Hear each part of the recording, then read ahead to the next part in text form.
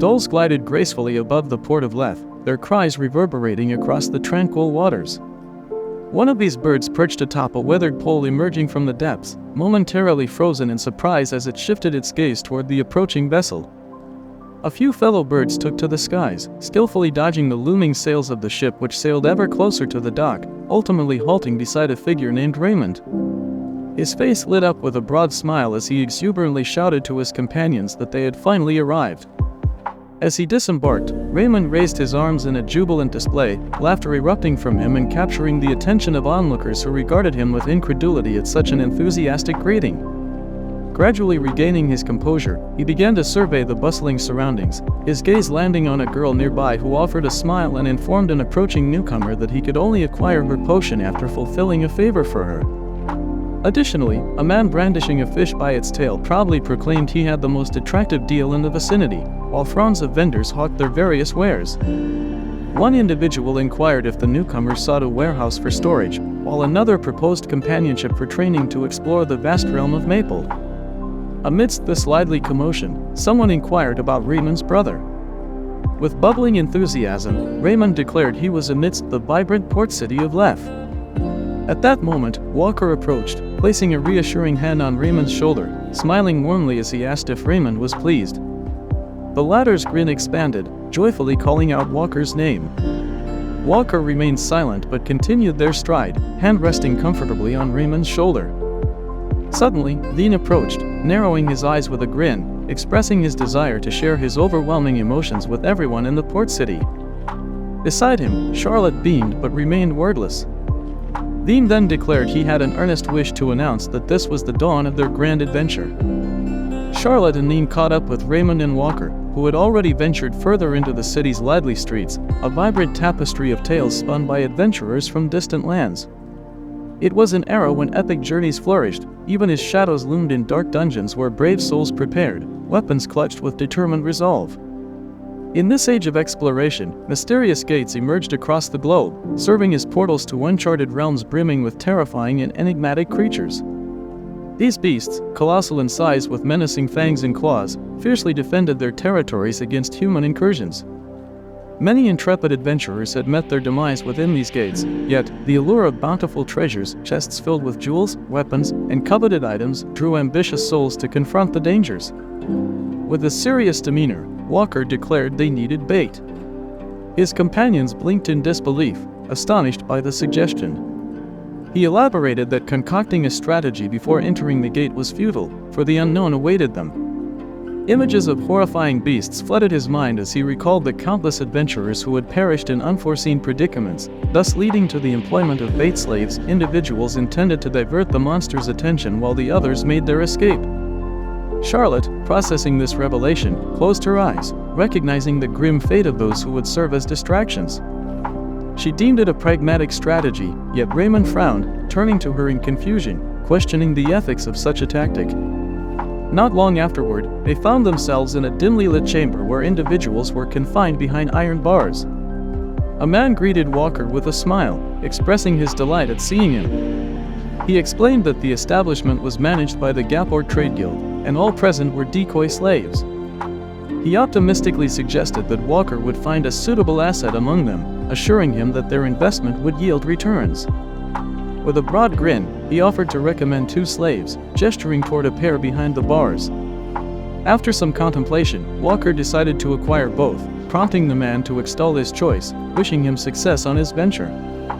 Shortly thereafter, Walker, Raymond, Dean, Charlotte, Elon, and another decoy slave approached the ominous gate, pausing momentarily before it. Drawing his dagger from its sheath, Walker moved to the tree bordering the portal, frowning gravely as he explained that adventurers marked the trunk to denote how many teams had previously traversed that specific gate. Observing the absence of any markings, he understood they would be the first to embark. With a decisive flick of his dagger, he etched a deep scratch into the bark and, turning to his companions with a grin, asked if they were ready. Seeing the eager expressions on their faces, he encouraged them to proceed, and soon they were whisked away through the portal to an unfamiliar world. Raymond squeezed his eyes shut, rushing forward, overwhelmed by the bizarre sensations coursing through him.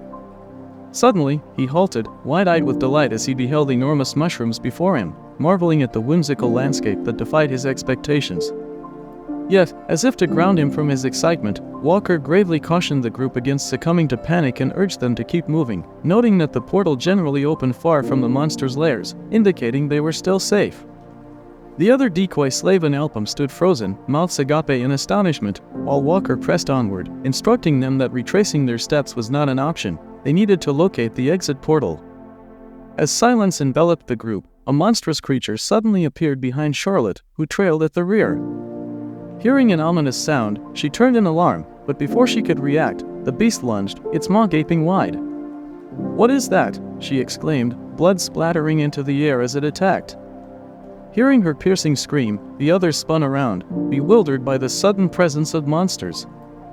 Armed and ready for battle, they readied their weapons, while Raymond shouted Charlotte's name in desperation.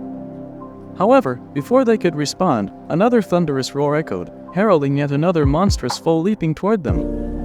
The initial creature was soon joined by a horde of its kin, sending a wave of terror through the team. Walker, with a curse, drew his staff, activating his magic to conjure a fire arrow, aiming it at the beast that had assaulted Charlotte. The creature, stunned by the sudden onslaught, relinquished its hold on her and dodged the attack, leaving Charlotte's body crumpled on the ground. Realizing the gravity of the situation, Walker frowned and commanded his team to bind their bait to a nearby tree, asserting the urgent need to escape. One of the decoy slaves trembled, pleading with the crew to take them alone. Yet, disregarding his desperate cries, Dean brandished his dagger, instructing the boy to silence himself and remain still. Raymond, gritting his teeth as he secured the chains binding the slaves to the tree, squeezed his eyes shut, repeatedly muttering apologies. Nevertheless, despite his emotional turmoil, he found himself fleeing alongside his comrades, leaving the slaves behind, who cried out in desperation, begging not to be abandoned. As Dean, Raymond, and Walker sprinted away, carrying Charlotte on their backs, the monsters advanced toward Elam and the other enslaved individual tethered to the tree. One beast lunged, swiftly mauling the defenseless man, who screamed in agony as blood cascaded from his wounds. Elam, gripping his spear, glanced back just as another creature reached for him. With their escape in full swing, the team pressed on. Eventually, Walker, weary from exertion, paused to catch his breath, declaring their mission temporarily halted. He recognized the urgency of finding safety, his brow knitted in frustration.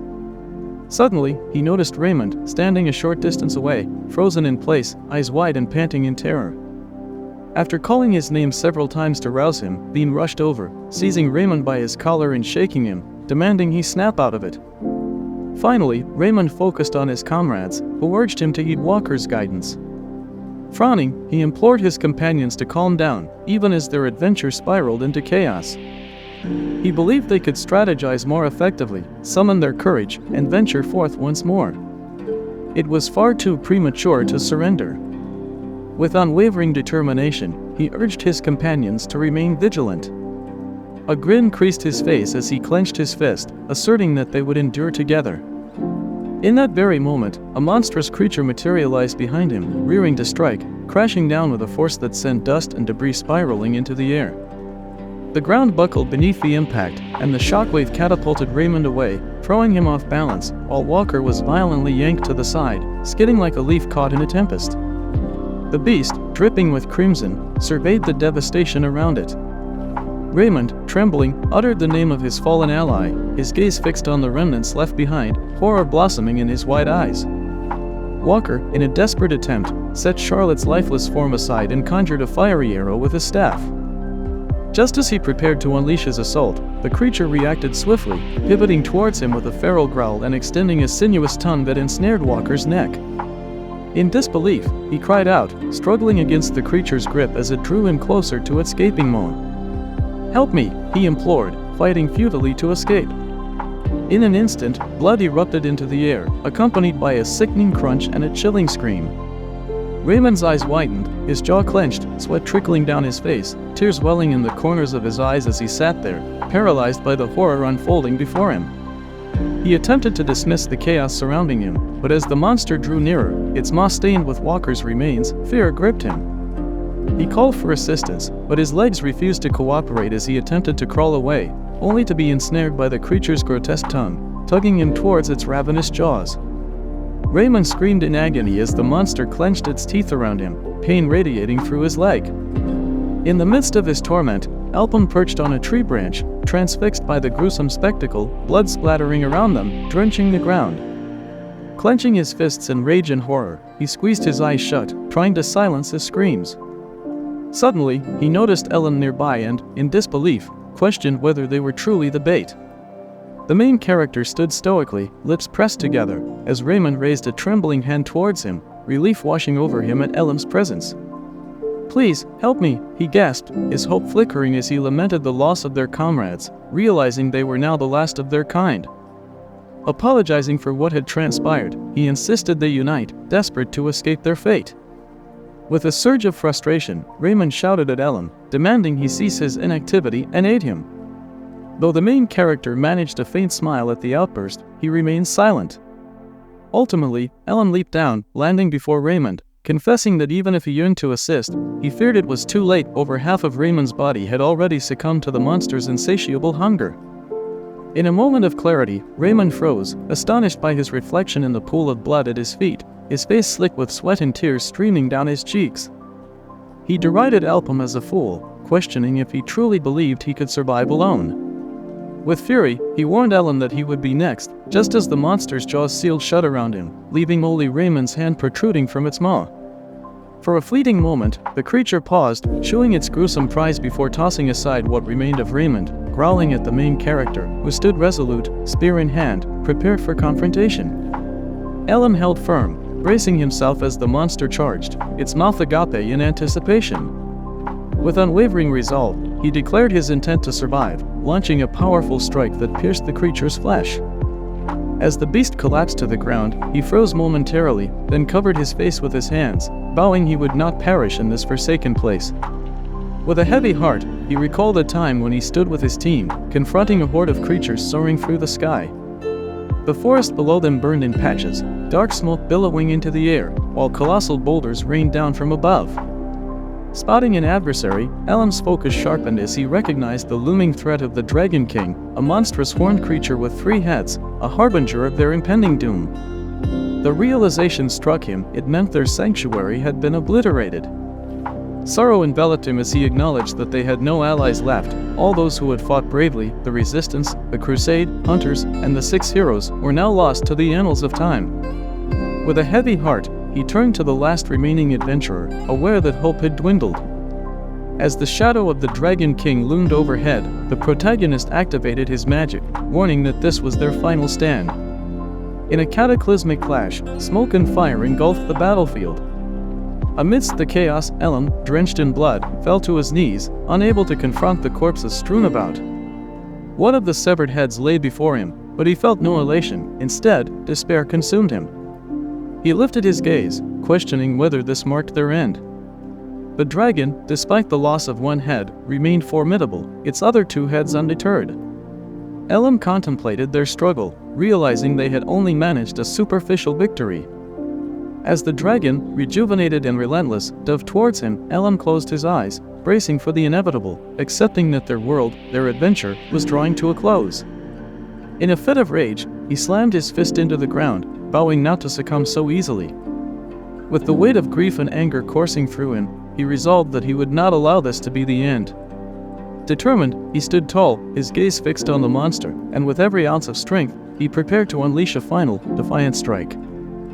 The moment he initiated the incantation, a surge of energy coalesced around him, gradually intensifying.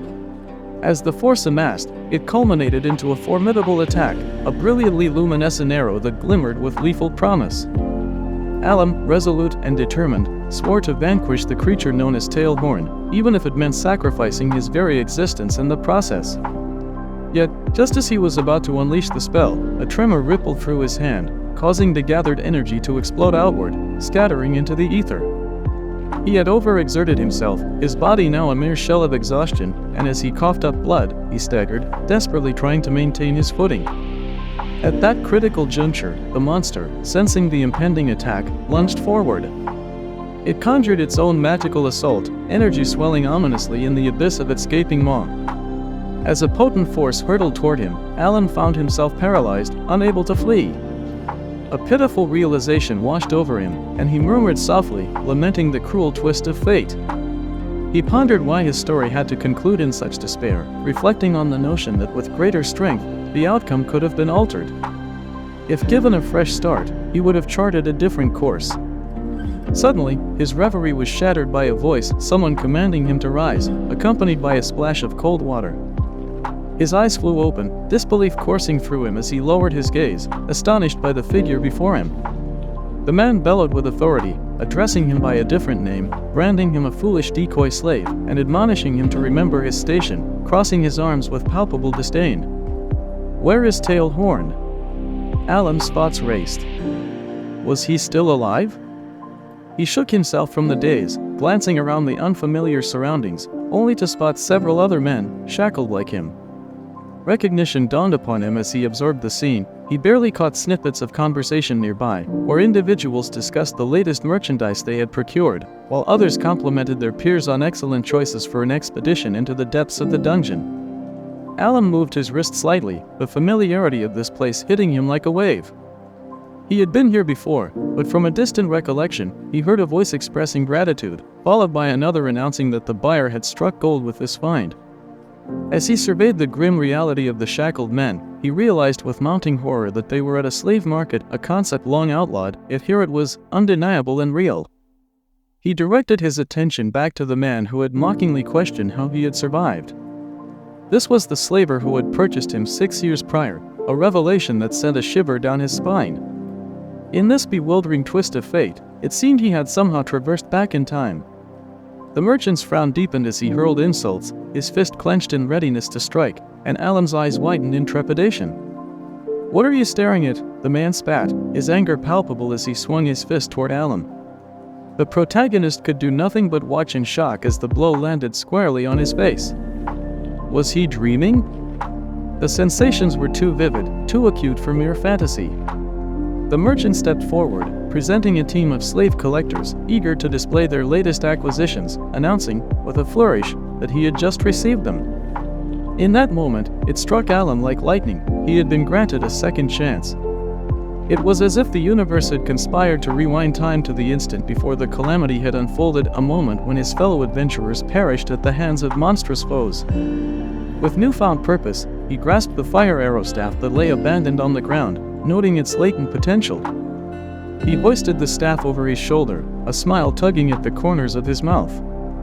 Yet, he sensed it was not sufficient. Surely the adventurers must have left behind additional treasures in their wake. His gaze fell upon an untouched leg of meat, and as he pried off the boot, memories flooded back. Treasures were often concealed within footwear. To his astonishment, he unearthed a ring, which he slipped onto his finger. In the blink of an eye, the ring glimmered with magical energy, revealing its telekinetic properties. Just as he began to revel in his discovery, a sharp sound pierced the air, and he turned, apprehension coiling in his gut as he spotted monsters racing toward him. Recognizing that they were drawn by the scent of blood, he gripped his spear tightly, bracing for the onslaught. One monster charged, its fist swinging, sending debris into the air. Alan acted swiftly, dispatching several foes with calculated strikes. However, another creature seized the moment, extending its long tongue to ensnare his spear and wrenching it from his grasp. Awestruck, he watched as the fragments of his weapon cascaded around him. Yet, he was not defeated. With a surge of adrenaline, he summoned the fire arrow, unleashing a torrent of flames that incinerated the nearest foe.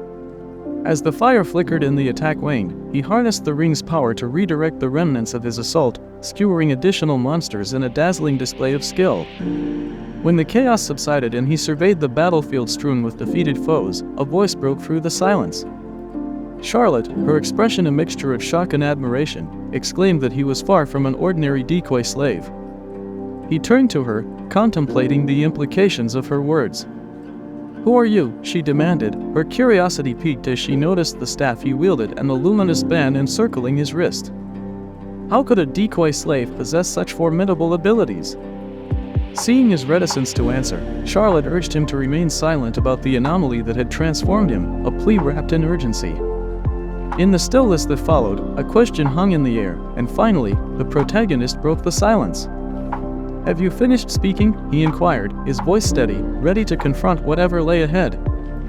At the sudden resonance of his voice, she recoiled, her brow furrowed in confusion. Struggling to elevate herself for a clearer view, Charlotte confronted Alpum, who confessed his apprehension regarding her misguided beliefs. In his estimation, it mattered little whether the others still drew breath. He was resolute in his intent to eliminate Charlotte regardless. Her expression darkened as she demanded to know the meaning behind his absurdity, her jaw clenched tightly. With an intensity that brooked no nonsense, she scrutinized him, to which he replied that she had manipulated individuals as mere bait to secure her own survival. A bead of perspiration trickled down Charlotte's face, her eyes widening in horror as Elam summoned forth his fire magic, aiming his staff threateningly in her direction. He regarded her with a disdain that was palpable, warning her of his contempt for those of her ilk. Meanwhile, in the city, a palpable disbelief rippled through the crowd. "What is this absurdity?" they cried, eyes agog, struggling to comprehend the reality before them. Their faces glistened with sweat from the exertion of their shock, mouths agape in astonishment, emotions swirling chaotically within. Unfazed, Elam strolled past the throng, their exclamations of disbelief echoing behind him. How could the decoy slave have returned unscathed? The populace remained bewildered, unable to fathom the improbable return of one presumed lost. With a furrowed brow, the protagonist moved forward, acutely aware that the die had already been cast. Time was of the essence. He could not afford to encounter a repeat of his previous misfortune. Nevertheless, he resolved to proceed methodically, halting before a towering structure, contemplating the necessity of shedding his status as a slave.